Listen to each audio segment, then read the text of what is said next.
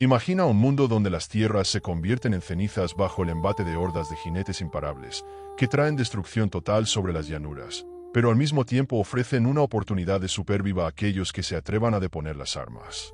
Aquí, los guerreros capturados se transforman en los aliados más leales, y las mujeres cautivas se convierten en símbolos de poder y en una moneda secreta para los líderes. Escucharás sobre un código que salvaba y condenaba al mismo tiempo, sobre un harén donde, entre sedas preciosas, se tejían intrigas mortales, y sobre mujeres cuyas vidas no eran decididas por espadas, sino por el arte de sobrevivir. Desvelaremos las páginas ocultas de este imperio, desde la desesperación que llevó a muchos a renunciar a la vida hasta los ascensos inesperados de aquellos considerados condenados. Quédate con nosotros para descubrir cómo el Khan de la Tierra Quemada redefinió las nociones de poder y clemencia, y qué secretos se esconden tras la leyenda donde la crueldad y la humanidad caminan de la mano. Las aldeas en llamas parecían desvanecerse en la bruma del horizonte cuando el grito resonante del Khan de la Tierra Quemada atravesaba la estepa. Sus ejércitos avanzaban implacables, su sed de victoria no conocía límites. Los hombres desaparecían en el humo difuso de los campamentos, mientras que los guerreros que entregaban sus armas a menudo recibían la oportunidad de servir bajo un nuevo estandarte. La frontera de la clemencia la establecía la Yasa, un código de leyes implacable al que incluso el gran líder se sometía. Sus juicios estrictos parecían inevitables, pero permitían a los cautivos convertirse en aliados en lugar de enemigos, integrando a la caballería mongola no solo jinetes, sino también arqueros experimentados de ejércitos anteriores. Con el estruendo de cascos y el chirrido de las ruedas, se reunían hordas enteras. Tras ellas, seguían caravanas cargadas de botín, provisiones, artesanías y prisioneras. Para los mongoles, la belleza europea no era solo un trofeo, sino un símbolo de supremacía, una prueba de su invencibilidad. Sin embargo, incluso en las duras condiciones de las campañas, las mujeres cautivas enfrentaban una elección: refugiarse tras los muros del odio y el caos o aceptar un nuevo rol donde, a pesar de la pérdida de su vida anterior, podían encontrar una mínima protección contra la humillación. Fue en el refugio del Gran Khan donde nacieron acuerdos tácitos. La habilidad para cantar o tocar instrumentos de cuerda valía más que el oro o los caballos, convirtiéndose en una moneda de cambio. Gracias a la Yasa, el ejército mongol se enriquecía con antiguos enemigos, y los rumores sobre el trato justo se extendían por las tierras conquistadas, reemplazando el miedo con asombro. Los antiguos líderes enemigos, convertidos en aliados, obtenían honor y respeto. Las canciones populares en los pasos de las estepas alababan la generosidad del gobernante, dispuesto a sacrificar sus bienes por la felicidad de un simple soldado. Pero tras la fachada de un líder sabio se escondía el miedo. Aquellos que no podían proteger a sus seres queridos perdían su lugar en el nuevo mundo. Las mujeres cautivas que ingresaban a los harenes de los guerreros y del propio Khan a menudo se convertían no solo en adornos de la corte, sino en un símbolo de favor. Su destino dependía de su capacidad para sobrevivir, encontrar las palabras adecuadas y demostrar talento. Aprender danzas y melodías en el laúd abría puertas a los aposentos de los altos dignatarios. Cuando el amanecer teñía el cielo de rojo sangre, el fundador del imperio subía a la plataforma de observación en Karakorum. A su espalda estaban sus 4 esposas principales, símbolos de alianzas con pueblos vecinos, y detrás, miles de figuras veladas cuyos rostros reflejaban una mezcla de miedo y esperanza. Cada campaña traía nuevas tierras y nuevas cautivas, ante las cuales se abrían perspectivas abrumadoras: permanecer en una cultura ajena o intentar superar el estatus de trofeo. En ese momento, se libraba una competencia invisible. ¿Quién lograría preservar su dignidad y ascender? ¿Quién se desvanecería en el flujo de innumerables historias, llevadas por los vientos de las rutas de la estepa? Tras el estruendo de los cascos, surgían relatos de quienes convirtieron su destino en un medio de influencia y de aquellos que fueron tragados por el torbellino despiadado de las conquistas. ¿Cómo era la paz en un mundo donde cada paso podía ser el último? El próximo capítulo levantará el velo sobre el sorprendente código de la Yasa, donde la clemencia y la crueldad se entrelazaban en un único patrón. La Yasa, un antiguo código de costumbres, establecía orden incluso en medio del fuego y el polvo de las batallas. Según sus reglas, quienes depusieran las armas no enfrentaban la muerte, sino la oportunidad de unirse al ejército mongol. El juramento de lealtad los libraba de sufrimientos innecesarios y les abría el camino a rangos militares, no por títulos, sino por habilidades y fidelidad. El destino de un prisionero dependía de la voluntad del vencedor, pero la Yasa lo protegía del capricho, garantizando comida y refugio si demostraba lealtad. Así, En las filas del Khan aparecían arqueros expertos, herreros y guías de ejércitos anteriores. Cada caballero que juraba lealtad se convertía en un aliado valioso. Los rumores sobre un trato justo corrían por las estepas más rápido que el galope de la caballería, y cada vez más tribus preferían rendirse antes que enfrentar un asalto brutal.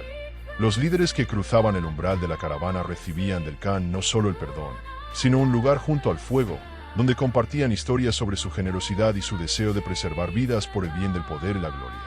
Pero los límites de la clemencia eran claros. Quienes no podían proteger a sus seres queridos o carecían de habilidades útiles a menudo eran abandonados en las estepas sin comida ni ayuda. Algunos dejaban este mundo por voluntad propia, otros se desvanecían por la falta de fuerzas.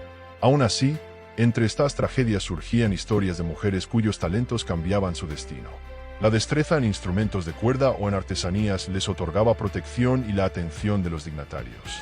Las noches junto al fuego daban paso a marchas diurnas, y cada nuevo paso iba acompañado de miradas que evaluaban no solo la fuerza, sino el conocimiento de las tradiciones nómadas.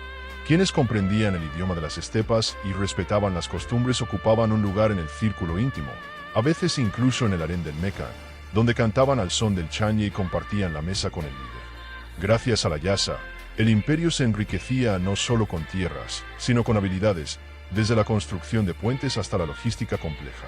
Sin embargo, tras este orden se escondía un interés por los trofeos femeninos. Una cautiva hermosa no era solo un botín, sino un símbolo de poder y prestigio.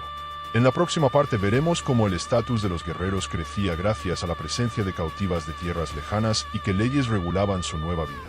Con cada paso de las caravanas, los khanes competían no solo por el número de tierras conquistadas, sino por el esplendor de sus trofeos. Las mujeres destacadas por su belleza inusual o habilidades únicas se convertían en pruebas vivas de la fuerza de su señor. Un atuendo exquisito elevaba el prestigio del líder. Las protegían no por compasión, sino como signo de respeto y poder. En las tiendas de los caudillos se organizaban exhibiciones de talentos. Los artistas capturaban la delicadeza de los rostros, las artesanas aprendían bordados complejos, y las músicas demostraban su maestría con el arpa o el laúd. Quienes cautivaban con su voz o artesanía obtenían protección, un nombre y un lugar en la mesa, accediendo a un mundo de atención y cuidado. Conocer lenguas extranjeras, preparar platos exóticos o narrar historias de tierras lejanas multiplicaba las posibilidades de obtener privilegios. Pero las reglas eran estrictas. Ser valiosa significaba no solo brillar por la belleza, sino cumplir con altas expectativas. Los errores podían llevar al destierro, y la incapacidad de adaptarse, al regreso al campamento, donde el hambre y el frío amenazaban cada día. Solo unas pocas lograban mantenerse. Se cuentan historias de mujeres cuyas narraciones sobre mares lejanos o su maestría en joyería inspiraban a los artesanos nómadas, preservando sus nombres en canciones. Los campamentos avanzaban hacia tierras inexploradas, y los rumores sobre los harenes de los líderes resonaban más fuerte que los tambores de guerra. Los relatos de cautivas de piel impecable y espíritu inquebrantable avivaban la curiosidad y reforzaban la creencia en el ritual del intercambio. Una vida por gloria, una persona por reconocimiento. Al amanecer, cuando la estepa se teñía de plata, el gran Khan recorría a sus guerreros, deteniéndose en las tiendas donde sonaban melodías, y con un gesto reconocía a quienes merecían estar junto a la fuerza de las armas. Así, la política de los trofeos y el arte se entrelazaba, creando un símbolo de una nueva era donde la belleza era clave para la invencibilidad. Las noches en Karakorum se envolvían en la luz de las velas, donde se reunían las 4 esposas principales del Khan, embajadoras de alianzas con otros pueblos que fortalecían las fronteras del imperio. Tras sus tiendas se extendía un vasto harén que se llenaba tras cada campaña. Cientos de mujeres, seleccionadas por su belleza, habilidades o linaje, eran traídas como parte de los juegos políticos y sociales. Las recibían con rituales, las vestían con sedas, las instruían en modales cortesanos y las dotaban de regalos para que cada una contribuyera al esplendor del Kagen. Las mañanas comenzaban con la brisa de las estepas y el murmullo de los pozos, donde las mujeres aprendían el arte de la conversación refinada y las normas de la corte. La maestría en bordado, música y lenguas era tan valiosa como los acuerdos matrimoniales. Las talentosas se convertían en lazos entre el Khan y los pueblos conquistados. Aunque el harén era un símbolo de poder, su orden interno se regía por reglas estrictas, desde los derechos de las esposas hasta el protocolo para las nuevas cautivas. Pero en medio del lujo flotaba la sombra de la competencia. Cada mujer sabía cuán fácil era perder privilegios si no cumplía con las expectativas. Entre las sedas y las risas resonaban susurros sobre quién ganaría el favor del Kagen y quién quedaría en la sombra, sin calor ni protección. Los rumores sobre aquellas que lograban influencia envolvían el harén en leyendas, más sonoras que el roce de las bandejas con manjares. Al anochecer, la luz de las lámparas se difundía por las ricas telas de las tiendas, y el líder de las estepas se reunía con sus compañeras, oficiales y aquellas con títulos por rumores. Su mirada recorría las filas de damas. Algunas bajaban la vista en señal de respeto, otras la alzaban con confianza, sabiendo que captar la atención era la clave para un estatus especial. Aquí, entre tiendas lujosas y charlas pausadas, nacían los destinos de quienes ocuparían un lugar en la historia del imperio. Pero no solo la belleza y el linaje definían su camino. A continuación, se revelará la historia de mujeres que no solo vivían en el harén, sino que lideraban regiones y provincias del imperio, combinando la suavidad de una sonrisa con una voluntad de hierro. En esas tiendas con ornamentos dorados y cortinas de seda nacían historias extraordinarias. La hija cautiva de un gobernante se convertía en una dignataria influyente, cuyas decisiones transformaban provincias enteras. Así ocurrió con Darenia, una mujer llegada al harén tras una batalla, cuya astucia y habilidad para negociar con los jefes militares la llevaron a liderar una región de la estepa. La llamaban la señora de las tierras lejanas.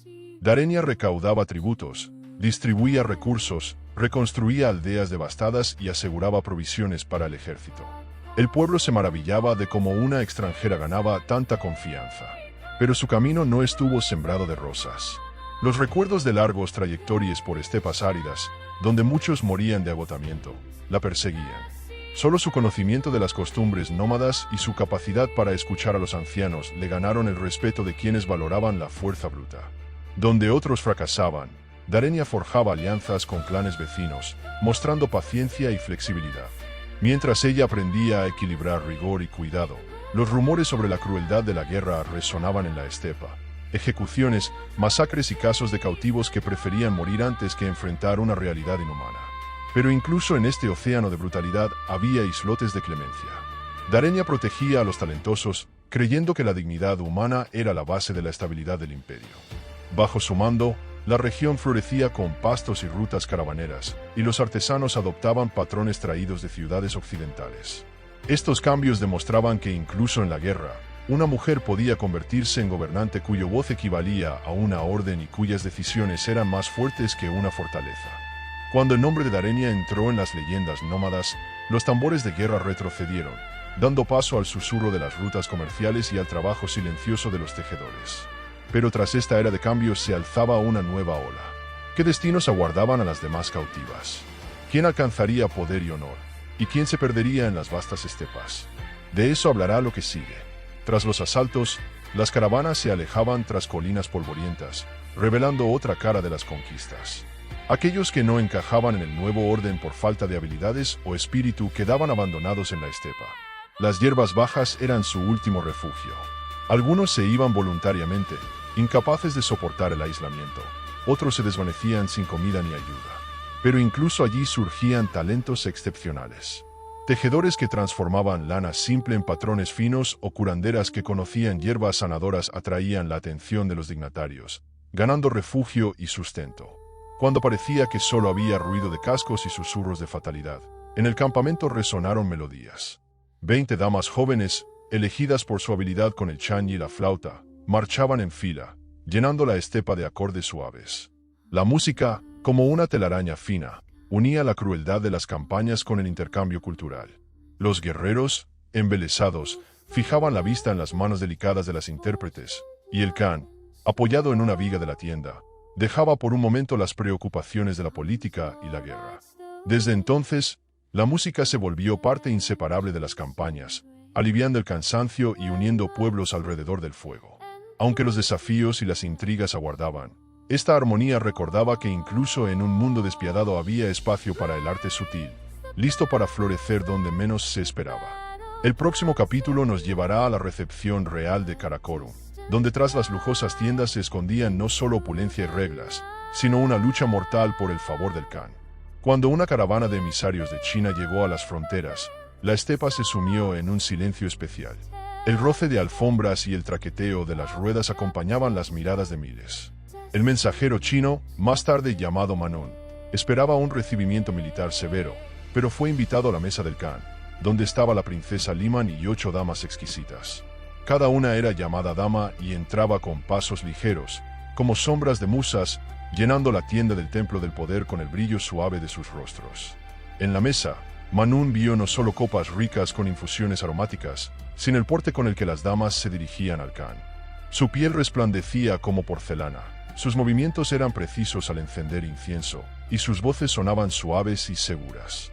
Durante cada brindis, cuando los jefes tribales alzaban sus copas, las damas sonreían sin perder la dignidad, y solo el brillo en sus ojos insinuaba las intrigas ocultas tras el velo del ritual. Esta escena cambió la percepción de Manun. Comprendió que no eran simples consortes, sino diplomáticas cuya belleza y porte representaban una fuerza letal de poder blando. Se decía que algunas, dominando lenguas extranjeras y el arte de la conversación, ayudaban a los secretarios del Khan con traducciones y en la creación de lazos con tribus conquistadas. Pero tras el brillo de la tienda se escondían sombras de celos. Los reproches en los pasillos silenciosos se mezclaban con susurros sobre quién ganaría el favor y quién sería olvidado en el vasto harén. Los rumores sobre tormentas de sentimientos y quejas ocultas se propagaban más rápido que el viento, y ni siquiera el Khan, protegido por cortinas de cuero, podía ignorar esas voces calladas. Aquí, entre copas relucientes y telas susurrantes, se desarrolló otra prueba. La historia de Kulan, del clan Market, que trajo al Khan una cautiva que pasó de víctima a símbolo de confianza. Entre bastidores de intrigas, él la protegió del enojo del Khan, mostrando que incluso en el sistema más duro había lugar para la nobleza. La siguiente escena nos llevará al momento en que el destino de una persona pesó más que el de una tribu entera. La plaza de Karakorum resonaba con murmullos. Trajeron a una cautiva de un país lejano, y su linaje provocaba temor. Kulan, del clan Market, dio un paso adelante, tomándola bajo su protección. La ira del Khan ardía. Por la ley, toda nueva cautiva debía distribuirse entre los allegados, y negarse era un fracaso para quien la ofrecía. Pero Kulan, arriesgándolo todo, pidió la palabra. Habló con confianza y dignidad sobre las penurias y el coraje de la joven, jurando proteger su honor y seguridad. El silencio reinaba cuando el Khan inclinó la cabeza, perplejo. ¿Permitirían las duras tradiciones que este guerrero desafiara la costumbre? La voz de Kulan resonaba con una calma fría. Recordó su linaje noble y su leal servicio, evocando la yasa y sus principios de fidelidad. La mirada del Khan recorrió a los guerreros, y en sus ojos brilló una pregunta. ¿Quién es más valiente, el soldado que lucha con una lanza o el que defiende a un prisionero indefenso? En ese momento, el gran líder dejó de lado los rumores y asintió, otorgando una rara clemencia. La cautiva obtuvo refugio con Kulan, quien, respirando aliviado, le extendió la mano, y ella, con timidez, lo siguió. Los rumores se esparcieron como relámpagos. En los días siguientes, los soldados, inspirados, creían que el honor no solo se ganaba venciendo al enemigo, sino defendiendo al débil. Algunos caudillos murmuraban que Kulan actuó no por la letra, sino por el espíritu de la ley, un rasgo que garantizaba la verdadera fuerza. El harén, animado por los relatos, se sumió en debates silenciosos. ¿Quién de las damas se atrevería a pedir clemencia al Khan? Así nació una nueva forma de heroísmo, no en la batalla, sino en el gesto de compasión. Si estos gestos representaban una nueva faceta del poder, era hora de pasar al acto final de esta gran historia. Comprender el legado de Genghis Khan, no solo a través de las conquistas, sino por las reglas de clemencia entrelazadas con la yasa, que tejían un patrón único del pasado. Cuando los últimos ecos de los tambores rituales se apagaron y el sol se hundió tras los lejanos riscos, la estepa se sumió en una calma asombrosa. Los viajeros hablaban de un gobernante que unía la crueldad de las conquistas con la justicia de la yasa, donde la clemencia no era debilidad, sino una estrategia para fortalecer el imperio. Las ruinas quemadas recordaban el precio de su ira, pero las historias de quienes encontraron nueva vida bajo su ley resonaban aún más fuerte. El harén, antes símbolo de poder ilimitado, se convirtió en una escuela de oficios, diplomacia y gobierno. Las lecciones de bordado, lenguas y música forjaban lazos entre pueblos. Darenia y Kulan, cuya valentía al proteger a una extranjera se volvió leyenda, demostraron que la verdadera fuerza está en cumplir promesas, no solo en gritos de victoria. Las grandes campañas trajeron no solo tierras, sino una fusión de culturas. Los puentes de piedra se construían con diseños occidentales. Las canciones de la estepa se enriquecían con voces de cautivas. Y la yasa, forjada en sangre, se convirtió en el marco de una nueva civilización donde se valoraban los méritos y el talento. Años después, las caravanas pacíficas cruzaban las fronteras de tierras antes hostiles, llevando no solo mercancías, sino relatos de un gobernante singular que unió mundos dispares. Hoy, al contemplar las vastas llanuras mongolas y escuchar el eco de esas historias, entendemos que las ciudades quemadas son solo una parte del mosaico, y la verdadera victoria es transformar a vencedores y vencidos, a cautivas y guerreros, en creadores de una nueva era. Si en esto radica el secreto del Khan de la tierra quemada, que nos recuerde que incluso en el fuego de las conquistas se puede forjar un lazo sólido de justicia y humanidad.